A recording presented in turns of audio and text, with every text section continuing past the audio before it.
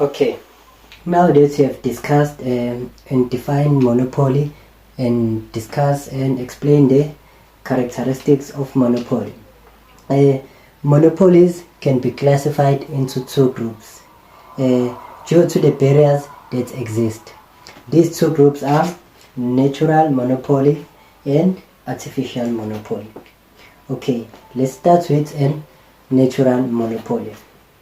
A natural monopoly it has high development cost, prevent others from entering markets, and therefore the government supplies the products. Okay, first, in the natural monopoly, it requires high development cost, so it is too expensive to start that kind of or to enter into the market. For example, here in South Africa we have what? We have only one company, which is Eskom. That supplies us with electricity. If you can ask yourself, why is that so? It's because it is high develop. It requires high cost to start the type of to enter in this type of market.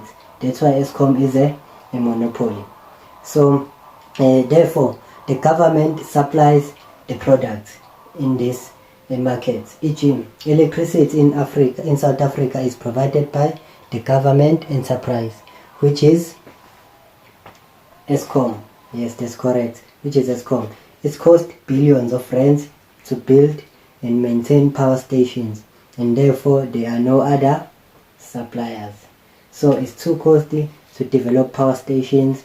It's cost billions of rands, a lot of money to start an electricity company. So that's why we're still struggling with Eskom, because we have only one supply of electricity in South Africa. That is what a natural monopoly. Okay, let's continue to the artificial monopoly. Artificial monopolies. Here the barriers to entry are not economic in nature. An example of a barrier is a patent. What is a patent? Who can tell me what is a patent? Anyone who wants to try? What is a patent? Okay, they say here a patent is a legal and exclusive right to manufacture a product. It's a legal and exclusive right to manufacture a product.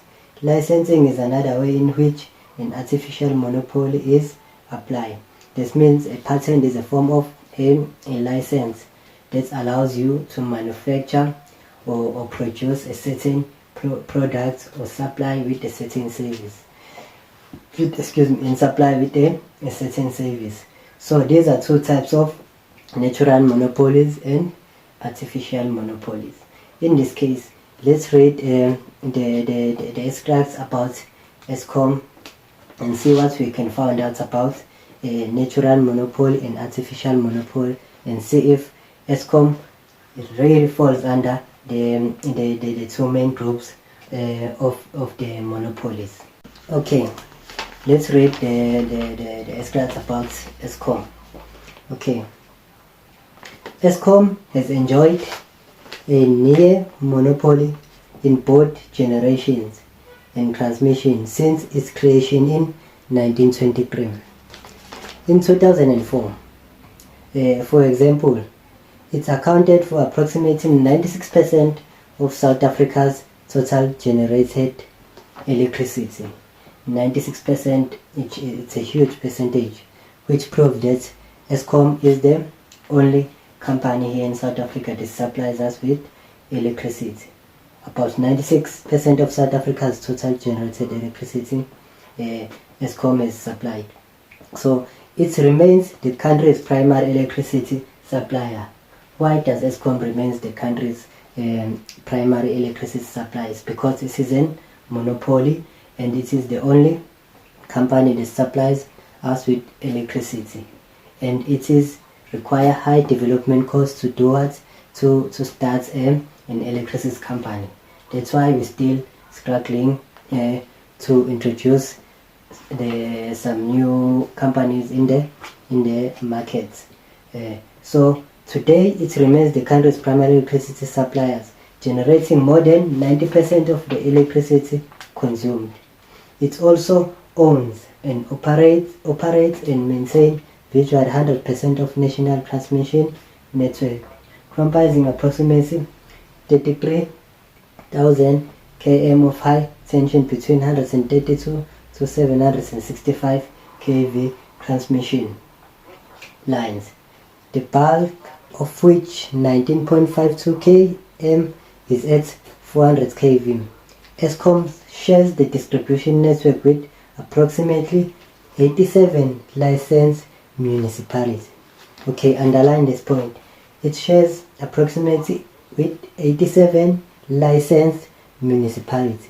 What comes into your mind? The artificial monopoly. We said an artificial monopoly is what? Yes, yes, correct. It requires a patent. A patent, we say that is a legal and an exclusive right to manufacture what? A product. So there's proof that Eskom is really a monopoly, because it falls under this point. This sentence proves that Eskom also falls under the group which is artificial monopoly. That's correct, because it distributes a network with approximately 87 licensed municipality distributors. Okay, let's carry on. Although its dominance in distribution is less pronounced, it still supplies about 58% of electricity to final customers, with the remaining 42% provided by municipality authorities.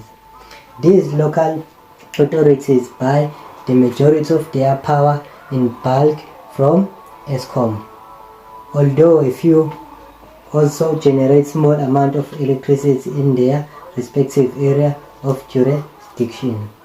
They say here the local authorities buy the majority of their power in bulk. So the local municipality buys electricity from Eskom in large quantity. So they say here a few large industries have private generation facilities too, producing power for their own use. So they say there are some industries that can produce electricity produce power for their own use, but they can only produce for their own use. They cannot produce for the whole country. Okay, they say Eskom has generated fleet that is heavily dominated by coal-fired plant. So Eskom uses coal to do what?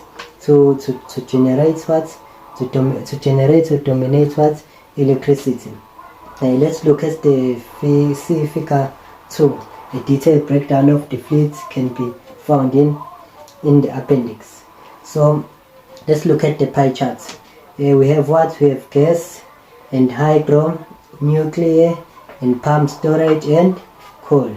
Looking at the pie chart, which one which one between them the five breakdown of it can be found in is used by Eskom? Which one is used the most? Yes, it's coal. Yes, coal is used the most, and gas and hydro is one that is not used so much. So Eskom uses coal to most of the time to generate what? To supply electricity. So the bulk of Eskom coal-fired generating capacity is located in province of Mpumalanga, which produces about 80% of the country's coal.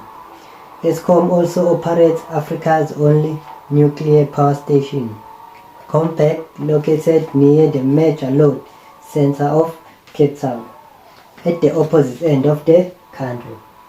The Compact nuclear power station consists of 2 units, each with a 3-loop Frampton pressurized water reactor whose condensers are cooled by the sea waters.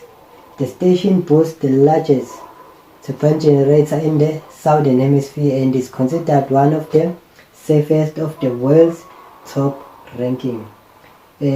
This proves that Eskom really falls under the two main groups of monopolies. It's also the natural monopoly.